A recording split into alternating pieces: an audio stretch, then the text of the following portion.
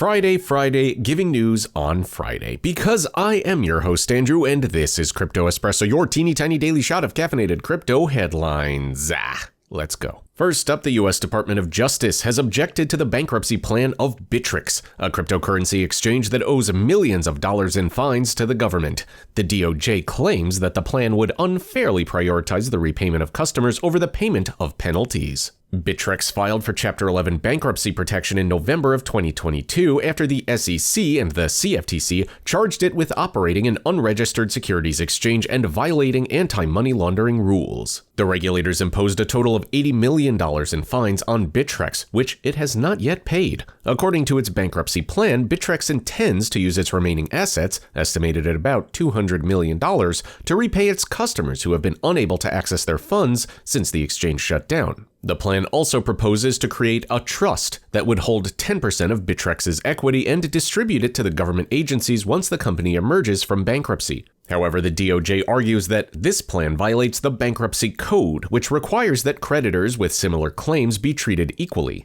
The DOJ says that customers and the regulators are both unsecured creditors and therefore should receive the same percentage of recovery. The DOJ also questions the valuation of Bittrex's equity and the feasibility of its reorganization. The bankruptcy plan will hold a hearing on January 15, 2023 to decide whether to approve or reject Bittrex's plan. Former United States CFTC Chairman Heath Tarbert has joined Circle as its new chief legal officer and head of corporate affairs.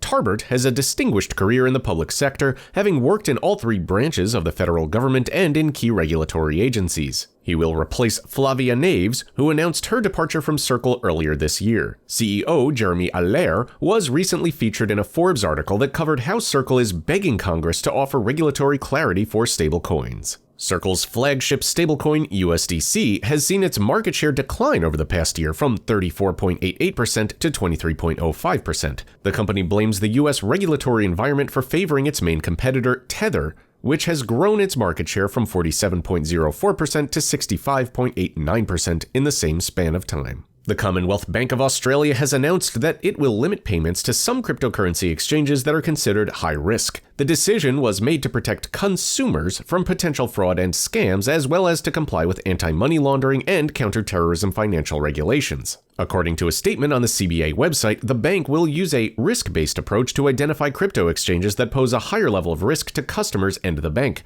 The bank will then apply lower daily limits on how much customers can send to these exchanges using their CBA cards or accounts. The bank did not specify which exchanges will be affected by the new policy. The CBA said that it supports innovation and new technologies in the financial sector, but it also has a responsibility to prevent financial crime and safeguard customer funds. The bank added that it will continue to monitor the crypto market and review its position as the industry evolves. The CBA is not the first Australian bank to impose restrictions on crypto transactions. Earlier this year, the National Australia Bank and Westpac also announced similar measures to limit payments to some crypto platforms. The banks cited increasing regulatory scrutiny and customer protection concerns as the main reasons for their actions. European consumer group BEUC, or BEUC, has lodged a complaint with the European Commission and consumer authorities against social media platforms Instagram, YouTube, TikTok, and Twitter, alleging that they facilitate misleading promotion of crypto assets. BEUC argues that the proliferation of misleading advertisements on these platforms exposes consumers to significant financial harm.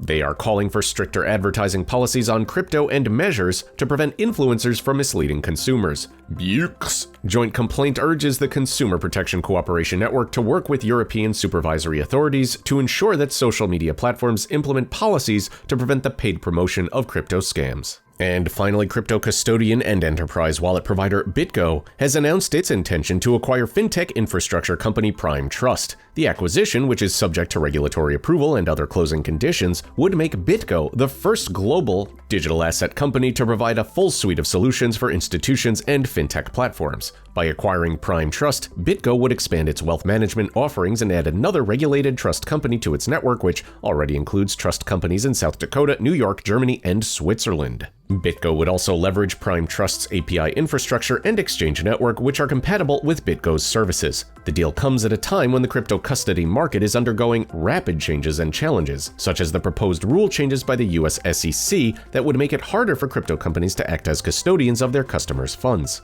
BitGo and Prime Trust have not commented on rumors that the latter is insolvent.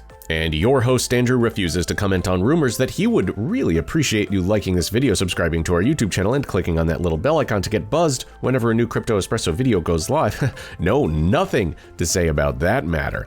Talk to the hand. And what did you think about today's video? Buke. Excuse me, that was actually a little bit of indigestion. Anyway, drop me a line in that comment section below because I read them. And sometimes those comments, they just keep me up at night. Questions about our headlines or crypto in general? Take that plunge and ask Alex in the description below. Alex is always a great resource for all things Web3 and the metaverse. And that about does it for today and the week. As always, I've been your host, Andrew. These have been your headlines, and ladies and gentlemen, the weekend. See you Monday.